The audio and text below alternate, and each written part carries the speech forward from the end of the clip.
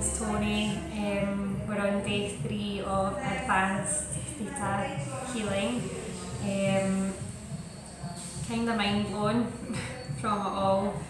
The basic theta training brought out quite a lot of stuff that I wasn't aware of.